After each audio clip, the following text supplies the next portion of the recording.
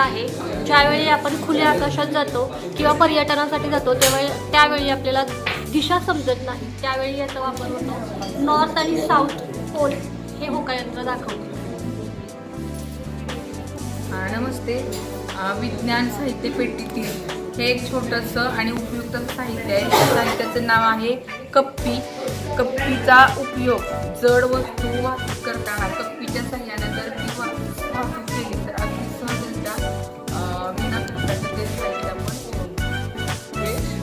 रसायनशास्त्रातील विविध प्रयोग करताना केमिकल्स म्हणजेच रसायने ॲक्युरेट मोजून घेण्यासाठी याचा वापर केला जातो. या पेरिस्कोपचा वापर सैनिक करतात. तसंच वैद्यकीय क्षेत्रात सुद्धा ह्याचा वापर होतो. आता समुद्राच्या पाण्यात राहून समुद्राच्या पृष्ठभागावर जहाज असेल किंवा वेगवेगळ्या म्हणजे वेगळ्या शत्रूंची जहाजं असतील त्यांच्यावर लक्ष ठेवण्यासाठी समुद्रातून याचा वापर केला जातो. तसेच वैद्यकीय क्षेत्रामध्ये शरीराअंतर्गत भागांची चाचणी करण्यासाठी याचा वापर केला जातो. या यंत्राचं नाव आहे मॅजिक डिस्क. आपल्या त्याच्यामध्ये पांढरा रंग आहे आणि त्या पांढऱ्या रंगापासून 7 रंगांचे रंग तयार होतात. परंतु इथं 7 रंग दाखले जर काही गरगर जोरात फिरवली तर हा संपूर्ण आपला पांढऱ्याच रंगाचा अशी ही चकती दिसते. आता ही बिघडलेली चकती ते फिरत नाही तर ते एक सर्व रंगांपासून पांढरा रंग झाला तर ही मॅग्नेटिक डिस्क हे इन्स्ट्रुमेंटचं नाव आहे. हे आपल्याला दाखवू शकतो. धन्यवाद. असणाऱ्या साहित्याचं नाव आहे परीक्षा नळी. आपण या परीक्षा नळ्यांचा उपयोग प्रयोग करण्यासाठी त्याच्यामध्ये द्रव पदार्थ घेण्यासाठी करू शकतो. तसेच नैसर्गिक किंवा कृत्रिम दर्शक व त्यांचे गुणधर्म दाखवण्यासाठी सुद्धा आपण परीक्षा नळ्यांचा चांगला उपयोग करू शकतो. विज्ञानपेटी प्रशिक्षणामध्ये या बहिर्विक्र भिंगाचं साहित्य जे आहे त्या साहित्यामध्ये विद्यार्थ्यांना सूर्याच्या प्रकाशाच्या किरणांची एकवट या बहिर्वक्र भिंगामधून दाखवता येते. आपण पण लहानपणी काडीपेटी पेटवण्याचा हा खेळ खेळलेलो आहोत आणि याच्यामधून सूर्याचे किरण हे एकत्रित करून त्याची उष्णता किती प्रखर करता येते याचा प्रयोग विद्यार्थ्यांना देता येतो. मीटर आहे. याचा उपयोग विद्यार्थ्यांना आणि शिक्षकांना विभवांतर मोजण्यासाठी होतो. काटा आहे. याला कमानीचा तराजू काटा असंही म्हणतात. हा प्रयोगशाळेत विद्यार्थ्यांसाठी लहान वस्तू मोजण्यासाठी वापरला जातो. त्याचं वजन आणि गुरुत्वाकर्षण बल मोजण्यासाठी याचा वापर केला जातो. या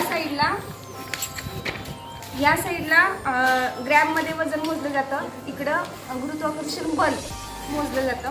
या उंचीला एखादी लहान वस्तू जर आपण अडकवली तर हा काटा खाली येतो व त्या ज्या काट्यावरती अंकावरती असेल ते त्याचं वजन आहे असं समजलं जातं. मीटर आहे. याचा वापर आपण शरीराचं तापमान मोजण्यासाठी करू शकतो. बऱ्यापैकी वैद्यक क्षेत्रामध्ये याचा वापर केला जातो. डॉक्टर याच्या रुग्णाचे तापमान मोजण्यासाठी किंवा ताप मोजण्यासाठी याचा वापर केला जातो.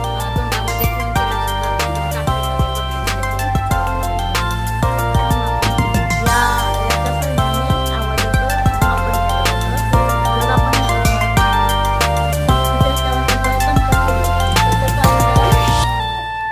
धातूवर जर आघात केला तर त्याची कंपन आपल्या हाताला जाणवतात आणि त्याचा आवाजही आपल्या कानांना येतो. चुंबक व चुंबकाचे उपयोग हा घटक इयत्ता 6वी आणि 7वीमध्ये आहे.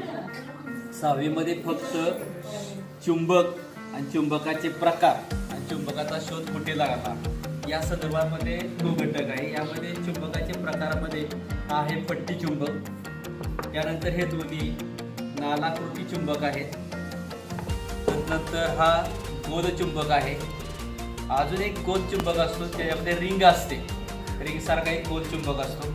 असे चुंबकाचे प्रकार आहेत. आता ह्या चुंबकाचा उपयोग किंवा चुंबकाचे गुणधर्म कुठले तर लोखंडी वस्तूला आकर्षित करणे हा एक चुंबकाचा उपयोग आहे.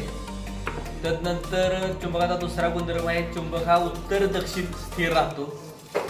तिसरा गुणधर्म आहे चुंबक जर लोखंडी किसाजवळ ठेवला तर त्या ठिकाणी आपल्याला चुंबकीय रेषा की ज्या पृथ्वीच्या अंतर्गत आपण म्हणतो की चुंबकीय बल आहे ते उत्तरेकडून दक्षिणा जाते किंवा दक्षिणेकडून उत्तरेकडे जाते, ते चुंबकीय रेषा त्यामध्ये निर्माण होतात. तदनंतर चुंबकामध्ये 2 सजातीय ध्रुव जर एकत्र आणले आणि त्याच्यामध्ये नॉर्थ कुठला आहे, नॉर्थ एकत्र आणला तर त्यापासून हा नॉर्थ आणि हा नॉर्थ आहे तो जवळ येत नाही, हा लांब जातो. आपण जर या ठिकाणी बघितलं तर या ठिकाणी प्रतिघर्षण चाललेलं आहे, म्हणजे सजातीमध्ये प्रतिघर्षण आणि विजातीमध्ये आकर्षण हा एक चुंबकाचा गुणधर्म आहे.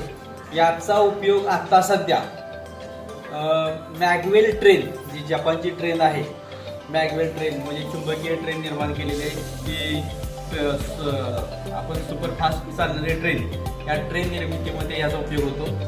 कचऱ्यातील लोखंडी वस्तू बाजूला करणे यासाठी सुद्धा चुंबकाचा उपयोग होतो आणि चुंबकाच्या साहाय्याने लोखंडी वस्तू क्रेनसारखा सुद्धा चुंबकाचा उपयोग होतो. असं हा दोन्ही घटक आपल्याला 6वी विद्यार्थ्यांना शिकवताना उपयोग. ही तापमापी आहे. तापमापीची रचना आपण पाहू पाहिजे थोडीशी. तापमापी काचेपासून बनवलेली असते, कारण काच हा समान धातूचा समान वाहक आहे म्हणून त्याच्यामध्ये पारा वापरलेला असतो. तापमापमध्ये का वापरता तर पारा हा चकचकीत धातू आहे, त्याचबरोबर थोड्याशा उष्णतेनं सुद्धा लगेच प्रसरण पावतो आणि कमी तापमानाला लगेच पोठत नाही म्हणून पारा वापरलेला असतो. आपल्याला तापमापीचा उपयोग तापमान मोजण्यासाठी होतो, त्याचबरोबर हवामानातले बदल मोजण्यासाठी सुद्धा तापमापीचा उपयोग होतो. आणि पारा हा एकच असा द्रवरूप धातू आहे